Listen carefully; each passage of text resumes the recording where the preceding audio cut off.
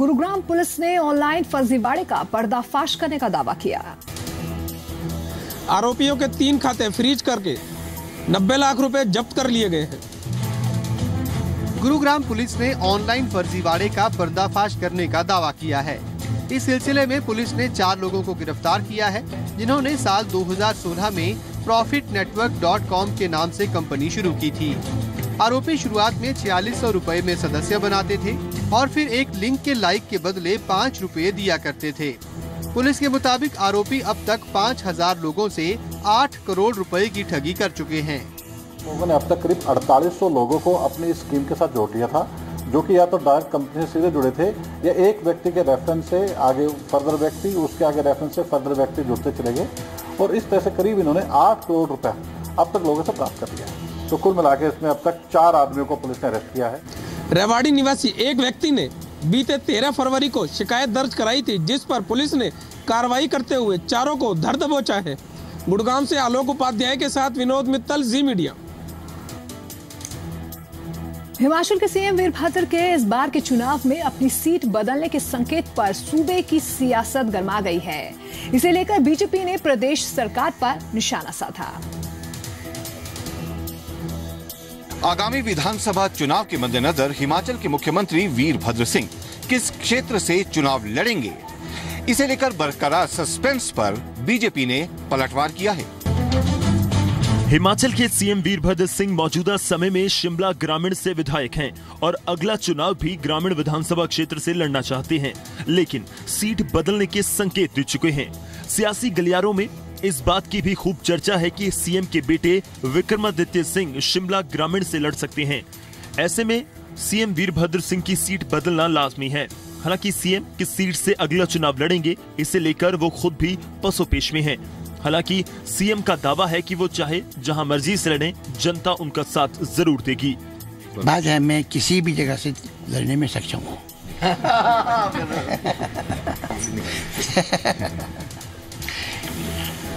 इतनी मेरी पैठ है लोगों में। उधर हिमाचल बीजेपी भी सीएम पर चुटकी लेने में पीछे नहीं है। उसका दावा है कि सीएम जहां मर्जी से लड़ते रहें, लेकिन सूबे में सरकार बीजेपी की ही बनेगी। अपनी पार्टी को पूरे भ्रम में डाल करके जो है वो मुख्यमंत्री तो बन जाते हैं, लेकिन जनता ने उनको एक बार मुख्यमंत्री बनाया, दूसरी बार हरा दिया, फिर वो मुख्यमंत्री बन गए, फिर हार गए, फिर बन गए, फिर हार गए, तो इसलिए लगातार नहीं बन पाए हैं अभी तक। बीजेपी की माने तो सीएम वीरभद्र सिंह बार बार अपने बयान बदलकर अपनी ही पार्टी में संशय बरकरार रखना चाहते हैं। मोहित प्रेम शर्मा, जी मीडिया, शिमला।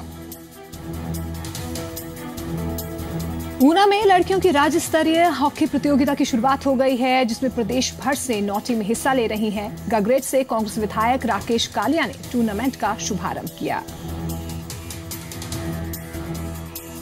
ऊना में 10 साल के अंतराल के बाद सीनियर महिला हॉकी प्रतियोगिता का आयोजन किया जा रहा है।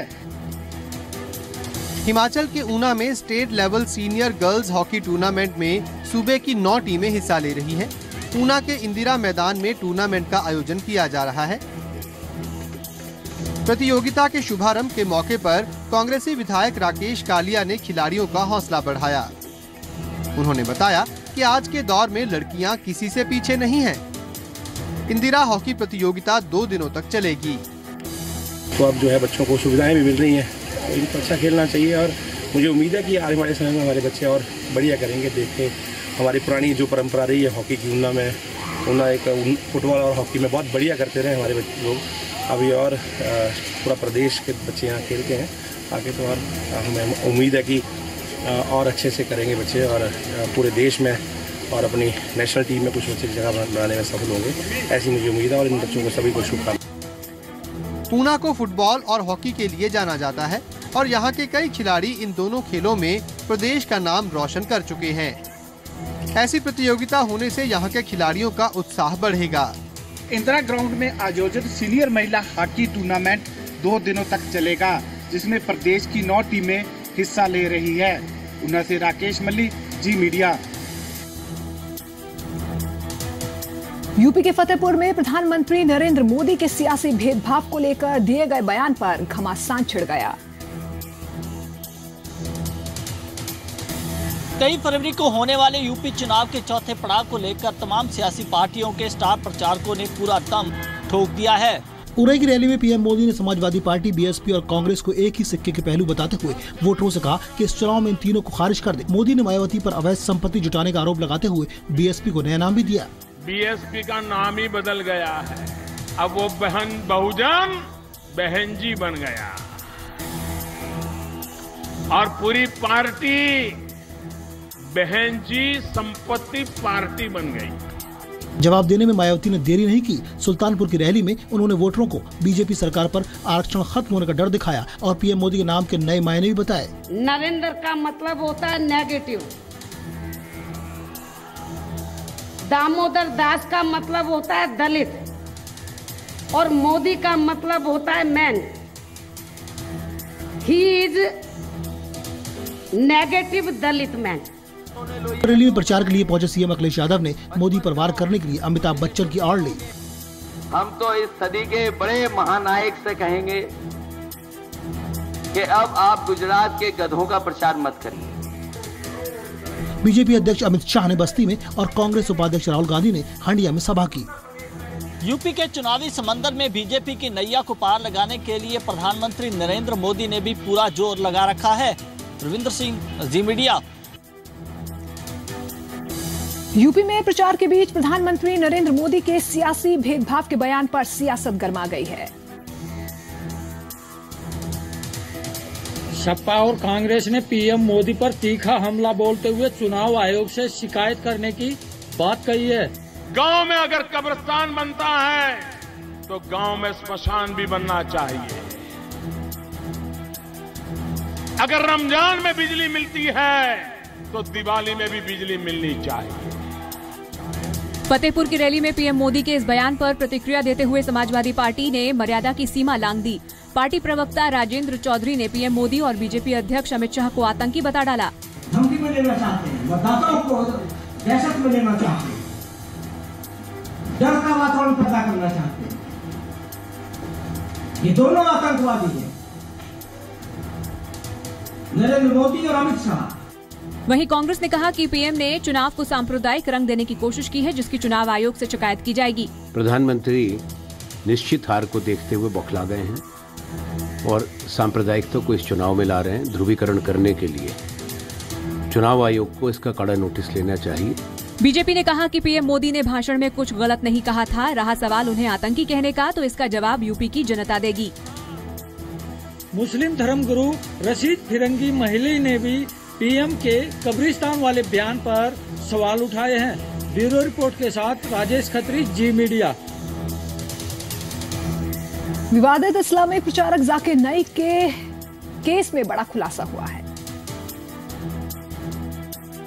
मुस्लिम धर्मगुरु जाकिर नाइक के इस्लामिक रिसर्च फाउंडेशन के फंडिंग के तार अब पाकिस्तान और दाऊद तक जा पहुंचे हैं। आपको बता दें कि 3 दिन पहले ईडी ने जाकिर नाइक के चीफ फाइनेंशियल ऑफिसर आमिर गजदर को मनी लॉन्ड्रिंग के केस में हिरासत में लिया था और जैसे ही पूछताछ आगे बढ़ रही है, इसमें रोज नए खुलासे हो रहे हैं। विवादित इस्लामिक प्रचारक जाकिर नाइक के एनजीओ के केस में बड़ा खुलासा हुआ है। सूत्रों के मुताबिक प्रवर्तन निदेशालय की जांच में पता चला है कि जाकिर के एनजीओ इस्लामिक रिसर्च फाउंडेशन के खाते में अंडरवर्ल्ड डॉन दाऊद इब्राहिम के खास आदमी ने बड़ी रकम ट्रांसफर की थी। आईआरएफ को डी कंपनी से भी फंडिंग का खुलासा हुआ है। सूत्रों का दावा है कि आईआरएफ के सीएफओ आमिर गजधर से ईडी की पूछताछ में पता चला है कि हवाला के जरिए सऊदी अरब, यूके और कई छोटे अफ्रीकन देशों में पैसे ट्रांसफर किए जाते थे। फंडिंग को लेकर जो खुलासा फिलहाल लगातार जाकिर नाइक के का जो क्लोज है आमिर गजधर, उसके द्वारा किया जा रहा है। ऐसे में जाकिर नाइक की मुश्किलें बढ़ना तय लग रहा है और कहीं न कहीं अब सूत्रों के हवाले से जो जानकारी मिल रही है उससे ये भी साफ हो रहा है कि किस तरीके से आईआरएफ को एनजीओ की शक्ल देकर चलाए जाने की कोशिश की जा रही थी, लेकिन इसके तार भारत से पाकिस्तान और पाकिस्तान में बैठे दाऊद तक जा मिले हैं। कैमरामैन प्रफुल्ल के साथ कविता शर्मा, जी मीडिया, मुंबई। सुप्रीम कोर्ट ने देश भर की अदालतों में आए दिन होने वाली वकीलों की हड़तालों पर चिंता जताई है। वकीलों की हड़ताल और पर्याप्त जजों की कमी की वजह से अक्सर लोगों को न्याय मिलने में देरी हो जाती है। हाईकोर्ट से लेकर डिस्ट्रिक्ट कोर्ट तक वकीलों की कभी भी होने वाली हड़तालों पर सुप्रीम कोर्ट ने बार काउंसिल ऑफ इंडिया के चेयरमैन मनन मिश्रा को तलब किया और 8 हफ्ते में वकीलों की हड़ताल को लेकर नियम बनाने और कोर्ट को सूचित करने का आदेश दिया। ये निर्देश उस याचिका पर दिया गया जिसमें कहा गया था कि अलग अलग मुद्दों पर वकीलों की हड़ताल से अदालतों में लंबित मामलों की संख्या बढ़ती जा रही है और फरियादी दर दर भटकने पर मजबूर हैं। 18 फरवरी को फिरोजपुर में शनिवार की छुट्टी को लेकर वकीलों की हड़ताल हुई। 1120 केस की सुनवाई नहीं हो पाई। 15 फरवरी को मथुरा में एक वकील से दुर्व्यवहार के खिलाफ वकीलों की हड़ताल हुई, कामकाज ठप रहा। 8 फरवरी को यूपी में जूनियर वकीलों की रजिस्ट्रेशन फीस में बढ़ोतरी के खिलाफ 1 दिन की हड़ताल हुई। 25 जनवरी को पंजाब की कई जिला अदालतों में वकीलों की सुरक्षा के लिए विशेष बिल की मांग पर वकीलों ने हड़ताल की। सुप्रीम कोर्ट ने बार काउंसिल ऑफ इंडिया के चेयरमैन मनन मिश्रा को 2 हफ्ते के भीतर नियमों की रूपरेखा कोर्ट में पेश करने को कहा है। दिल्ली से ब्यूरो टीम के साथ बलदेव शर्मा, जी मीडिया। आज से आप अपने बचत खाते से हर हफ्ते 50,000 तक कैश निकाल सकते हैं। आरबीआई ने आज से एटीएम विथड्रॉल की जो लिमिट है वो 24,000 रुपए हर हफ्ते से बढ़ाकर 50,000 रुपए हर हफ्ते कर दी है। इसका मतलब है कि कंज्यूमर अब एक हफ्ते में 50,000 रुपए अपने सेविंग अकाउंट से निकाल सकते हैं। नोटबंदी के बाद कैश की किल्लत से जूझ रहे लोगों को आरबीआई ने बड़ी राहत दी है। आज से आप अपने सेविंग अकाउंट से एक हफ्ते में 50,000 रुपए तक निकाल सकते हैं। ये रकम एक बार में या हफ्ते भर में निकाली जा सकती है। इससे पहले एक हफ्ते में 24,000 रुपए निकालने की सीमा थी। लोगों ने आरबीआई के फैसले को राहत देने वाला बताया है। बहुत अच्छा काम किया है। वैसे तो जैसे 24,000 एक सप्ताह की थी लिमिट, उससे कम पैसे निकलते थे, बैंक में भीड़ वगैरह रहती थी, लाइनों की समस्या रहती थी, वो थोड़ी समस्या हल होगी। जो बैंक के अदर काम है उनमें प्रॉब्लम नहीं होगी। पूरा विश्वास है कि आगे भी अच्छे कदम उठेंगे। डिमोनेटाइजेशन के कारण यद्यपि लोगों को परेशानी तो हुई है, लेकिन अभी परेशानियां धीरे धीरे समाप्त भी हो रही है और 13 मार्च के बाद पूरी तरह समाप्त हो जाएगी। लोगों को धैर्य रखना चाहिए। जो लिमिट गवर्नमेंट ने की है वो की तो बढ़िया, लेकिन एटीएम तो सारे खाली पड़े हैं, उनमें पैसे भी तो होने चाहिए। पैसे निकालने के लिए 50,000 निकालने के लिए जो है इतनी पब्लिक की खराश हो रही है पिछले 3-4 महीने से। 13 मार्च यानी कि होली के दिन से बचत खाते से कैश निकालने पर कोई लिमिट नहीं रहेगी। 8 नवंबर 2016 को नोटबंदी के बाद कैश निकालने पर सीमा तय की गई थी। 1 फरवरी से एटीएम से भी कैश निकालने की लिमिट खत्म कर दी गई थी, लेकिन खाते से निकासी पर 24,000 की सीमा बरकरार थी। 13 मार्च 2017 से कैश निकालने पर कोई भी लिमिट नहीं होगी। स्थितियां पहले की तरह सामान्य हो चुकी है। 8 नवंबर से पहले जो स्थितियां थी और जिस तरीके से लोगों ने सपोर्ट किया, बैंक ने सपोर्ट किया, इससे लोग भी काफी खुश हैं। और 13 मार्च के बाद जब रेस्ट्रिक्शंस पूरी तरह से खत्म हो जाएंगे तो जाहिर तौर पे जो रीमोनेटाइजेशन का प्रोसेस है वो भी कंप्लीट हो चुका है लगभग। तो इसका फायदा देश की इकोनॉमी के अलावा आम आदमी को भी होगा। प्रकाश प्रियदर्शी, जी मीडिया, दिल्ली। आनंदपुर साहिब में प्यार में नाकाम हुए एक प्रेमी ने प्रेमिका के मंगेतर की बड़ी ही बेदर्दी के साथ हत्या कर दी। लड़की का प्रेमी और आरोपी कातिल दोनों हिमाचल के जिला ऊना से संबंधित हैं। खून के छींटे, आंखों में आंसू, एक शख्स की मौत और आरोपी गिरफ्तार। शिवानी का कमलदेव के साथ प्रेम संबंध था, लेकिन कमल से उसकी शादी नहीं हो सकी, जिसके बाद उसके माता पिता ने नीरज शर्मा नाम के एक शख्स से उसका रिश्ता तय कर दिया। बस यही बात कमल को रास नहीं आई और गुस्से में आकर उसने शिवानी के मंगेतर नीरज को मौत की नींद सुला दिया। मामला अनंतपुर साहिब का है। वारदात को अंजाम कीरतपुर बस स्टैंड के पास दिया गया। आज करीब सवेरे 7 वजे सूचना मिली कि बस स्टैंड कीरतपुर विखे एक व्यक्ति ने एक लड़की और एक लड़के ते कातलाना हमला करता, जिसके मौके ते जाके देखा कि एक लड़की और लड़का काफ़ी सीरीयस कंडीशन च सीगे, जिन्होंने तुरंत सिविल हस्पताल आनंदपुर साहब इलाज लिए भेजा। आरोपी ने नीरज पर चाकू से वार किया तो शिवानी ने अपने मंगेतर को बचाने के लिए अपनी बाजू आगे कर दी, जिसके चलते उसे गंभीर हालत में पीजीआई चंडीगढ़ भर्ती करवाया गया। दरअसल शिवानी की शादी 28 अगस्त को होनी थी, लेकिन आरोपी कमल उसे अक्सर परेशान करता रहता था। फिलहाल पुलिस ने आरोपी को गिरफ्तार कर लिया है। मुलजम भी ते सट्टा लगिया हुई सन, उन्होंने भी इलाज लिए आनंदपुर साहब हॉस्पिटल भेजा। हॉस्पिटल विखे जिथे मुंडे दी व्यक्ति दी मुंडे दी डेथ हो गई है ਤੇ ਲੜਕੀ ਕਾਫੀ ਸੀਰੀਅਸ ਕੰਡੀਸ਼ਨ ਵਿੱਚ ਹੈ, ਉਸ ਨੂੰ ਪੀਜੀਆਈ ਚੰਡੀਗੜ੍ਹ ਰੈਫਰ ਕਰਤਾ। ਕੁੜੀ ਲੜਕੀ ਦੇ ਬਿਆਨ ਲੈ ਕੇ ਜੋ ਵੀ ਬਣਦੀ ਕਾਨੂੰਨੀ ਕਾਰਵਾਈ ਹੈ ਉਹ ਕਰ ਰਹੇ हैं। आरोपी फिलहाल हॉस्पिटल एडमिट है, जिसमें डॉक्टर साहब की रिपोर्ट होगी उनमें कार्रवाई की जाएगी। लड़की का आरोप है कि रिश्ता तय होने के बाद से आरोपी उन्हें परेशान कर रहा था। श्री आनंदपुर साहिब से विमल कुमार, जी मीडिया। गुरुग्राम के द्रोणाचार्य मेट्रो स्टेशन पर युवती ने सुसाइड करने की कोशिश की, लेकिन पटरी के बीचों बीच गिरने से उसकी जान बच गई, लेकिन फिर भी उसकी हालत गंभीर बताई जा रही है। युवती बदरपुर स्थित निजी इंश्योरेंस कंपनी में अधिकारी के पद पर कार्यरत बताई जा रही है और गुरुग्राम डीएलएफ फेज 3 में रहती है। सीसीटीवी फुटेज गुरुग्राम के द्रोणाचार्य मेट्रो स्टेशन की है, जहां शुरुआत में सब कुछ सामान्य नजर आ रहा है। लोग प्लेटफॉर्म पर मेट्रो का इंतजार कर रहे हैं। उसी दौरान पीछे से एक युवती आगे की तरफ बढ़ रही है, लेकिन जैसे ही प्लेटफॉर्म पर मेट्रो की एंट्री होती है, लड़की तुरंत ट्रेन के आगे छलांग लगा देती है। गनीमत रही कि लड़की गैप में जा गिरी। गंभीर रूप से घायल युवती को निजी अस्पताल में भर्ती कराया गया है। फिलहाल पुलिस मामले की जांच में जुटी हुई है। ये मेट्रो स्टेशन पे एक लड़की ने सुबह गाड़ी के सामने छलांग लगाई है, उसमें उसको हॉस्पिटल एडमिट करा दिया हुआ है। अभी लड़की से पूछताछ नहीं हो पाई है क्योंकि वो बयान देने की स्थिति में नहीं है। मेट्रो स्टेशनों पर इस तरह की आत्मघाती कोशिशों को रोकने के लिए ठोस कदम उठाने की जरूरत है। गुरुग्राम से आलोक उपाध्याय, जी मीडिया। जलंधर में आलू उत्पादक इन दिनों काफी मायूस नजर आ रहे हैं। वजह है आलू के दामों का आंधी मुंह गिरना। आलू के खरीदार नहीं मिलने से परेशान आलू उत्पादकों ने पीएम मोदी से मदद की मांग की है। आलू की बम्पर पैदावार ने किसानों के सामने मुश्किल खड़ी कर दी है। बीते साल दोआबा में जमकर आलू के खरीदार पहुंचे थे, लेकिन इस बार हालात बिल्कुल अलग हैं। किसानों ने बैंकों से लोन लेकर आलू की फसल की बिजाई तो कर दी, लेकिन जब मुनाफे का वक्त आया तो दाम औंधे मुंह गिर गए। जालंधर पोटैटो ग्रोअर एसोसिएशन का कहना है कि नवंबर में बीजा आलू तैयार है। 1500 करोड़ के कारोबार पर असर की बात कही जा रही है, जबकि 900 करोड़ मार्केट में फंसा है।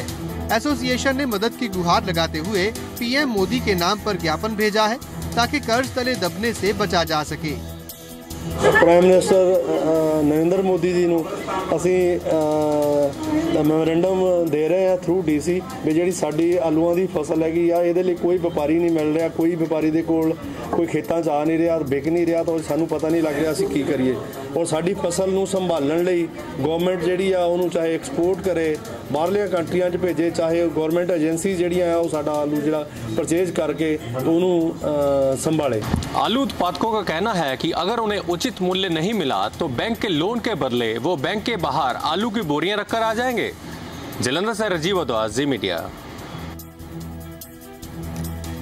कभी डोडा और मरमत के आसपास के इलाकों में आतंकियों का साया होता था, लेकिन अब उन्हीं इलाकों में फूलों की खुशबू ने जगह ले ली है। जम्मू के किसान पारंपरिक खेती छोड़ अब फूलों की खेती से ज्यादा मुनाफा कमा रहे हैं। एक वक्त था जब डोडा और मरमत जैसे इलाके आतंक के साए में घिरे रहते थे, लेकिन वक्त बदला, सरकार बदली और आतंकवाद की धब्बी तस्वीर भी साफ हुई। अब इन जगहों पर चारों ओर खुशबू की महक है। दिल को छू लेने वाला ये नजारा है डोडा के 8 गांव का, जहां के किसान मक्की और गेहूं की फसल को छोड़ अब फूलों की खेती कर रहे हैं, जिसमें उन्हें बेहतर मुनाफा हो रहा है। डिपार्टमेंट ने हमें बहुत साथ दिया। उसके बाद जब हमने पहले साल लगाए तो थोड़े कम लगाए हमने, तो हमें अच्छा इसमें बेनिफिट हुआ। उसके बाद हम आस्ता आस्ता हर सालों ने जो तो बढ़ाते गए इसमें। आज मैंने कम से कम कोई 5 कनाल में ये लगाए, तो अभी तक अच्छा हमारा जो है फूल अच्छा बिक भी रहा है, अच्छा बन भी रहा है। डोडा प्रशासन भी फूलों की खेती को किसानों के लिए मुफीद मान रहा है। लोग बड़ी तेजी से फ्लोरिकल्चर की तरफ आकर्षित हो रहे हैं, उसमें एंगेज हो रहे हैं, जिससे एक नई एनर्जी हमारे एग्रीकल्चर सेक्टर को मिली है और लोगों की माली हालत भी इससे काफ़ी हद तक इम्प्रूव हो रही है। और बड़ी खुशी की बात ये भी है कि बड़े क्वालिफाइड लड़के जो हैं, यूथ जो है, वो भी इस एक्टिविटी को टेकअप कर रहा है। किसान अब गेंदा, गुलाब और लवेंडर जैसे अलग अलग किस्मों के फूलों की खेती भी करने लगे हैं। रविंद्र श्रीवास्तव, जी मीडिया, जम्मू। बेंगलुरु में आईपीएल के 10वें सीजन के लिए खिलाड़ियों की नीलामी हुई है। इसमें 352 खिलाड़ियों पर बोली लगी, जिनमें से केवल 66 क्रिकेटर ही चुने गए। कुल 66 क्रिकेटर्स में 22 खिलाड़ी विदेशी हैं, जबकि सबसे ज्यादा दाम भी विदेशी खिलाड़ी पर लगाया गया। बेंगलुरु में आईपीएल के 10वें सीजन के लिए खिलाड़ियों की नीलामी हुई, जिसमें 352 खिलाड़ियों पर बोली लगी। उनमें से केवल 66 क्रिकेटर ही चुने गए। इंग्लैंड के ऑलराउंडर बेन स्टोक्स को राइजिंग पुणे सुपर जायंट्स ने 14 करोड़ 50 लाख में, जबकि टाइमल मिल्स को 12 करोड़ में रॉयल चैलेंजर्स ने खरीदा। बिके 66 खिलाड़ियों में 27 विदेशी खिलाड़ी हैं। भारत के तेज गेंदबाज ईशांत शर्मा और ऑलराउंडर इरफान को किसी ने नहीं खरीदा। दूसरी ओर अफगानिस्तान ने 18 साल के लेग स्पिनर राशिद खान ने सबको चौंका दिया। सनराइजर्स हैदराबाद ने उन्हें 4 करोड़ में खरीदा। वे दूसरे अफगानिस्तानी खिलाड़ी हैं जिसे आईपीएल में शामिल किया गया है। क्लासिको रबाडा पर दिल्ली डेयरडेविल्स ने 5 करोड़ का दाम लगाया। पिछले साल के सबसे महंगे भारतीय खिलाड़ी रहे ऑलराउंडर पवन नेगी को इस बार महज 1 करोड़ रुपए मिले। वहीं रणजी ट्रॉफी में तमिलनाडु की टीम से खेलने वाले टी नटराजन को किंग्स 11 पंजाब ने 3 करोड़ रुपए में खरीदा है। टी नटराजन को तमिलनाडु रणजी टीम का मुस्तफिजुर रहमान भी कहा जाता है। ईशांत शर्मा, ड्रवेन ब्रावो, इरफान पठान, रियाद ओझा और इमरान ताहिर जैसे कई खिलाड़ियों को किसी भी फ्रेंचाइजी ने नहीं खरीदा। ब्यूरो रिपोर्ट के साथ जीवन रामगढ़, जी मीडिया। और अब जाते जाते देखिए मौसम का हाल। लगातार बढ़ रहा दिल्ली का पारा 30 डिग्री सेल्सियस को पार कर गया है। इस बार गर्मी आपको किस कदर सताएगी, इसका अंदाजा आप दिल्ली एनसीआर के मौजूदा तापमान से लगा सकते हैं। फरवरी में ही दिल्ली का अधिकतम तापमान 31 डिग्री सेल्सियस पहुंच गया है, जबकि चंडीगढ़ का अधिकतम तापमान 26 डिग्री सेल्सियस दर्ज किया गया। हिसार में पारा 30 डिग्री सेल्सियस रिकॉर्ड किया गया। गुरुग्राम में भी पारा 31 डिग्री सेल्सियस को छू गया। इसके अलावा पंजाब की बात करें तो बठिंडा और पटियाला में 26 डिग्री सेल्सियस रहा, जबकि अमृतसर में अधिकतम तापमान 27 डिग्री नोट किया गया। वहीं लुधियाना का अधिकतम तापमान 28 डिग्री सेल्सियस रहा। हिमाचल की बात करें तो मनाली में 14, धर्मशाला में 17 और शिमला में 18 डिग्री सेल्सियस तापमान दर्ज हुआ है, जबकि जम्मू कश्मीर की राजधानी श्रीनगर में 11 डिग्री सेल्सियस तापमान रिकॉर्ड किया गया। पहाड़ी राज्यों में शिमला और धर्मशाला का अधिकतम तापमान तेजी से बढ़ रहा है। ब्यूरो रिपोर्ट के साथ संदीप सिंह, जी मीडिया।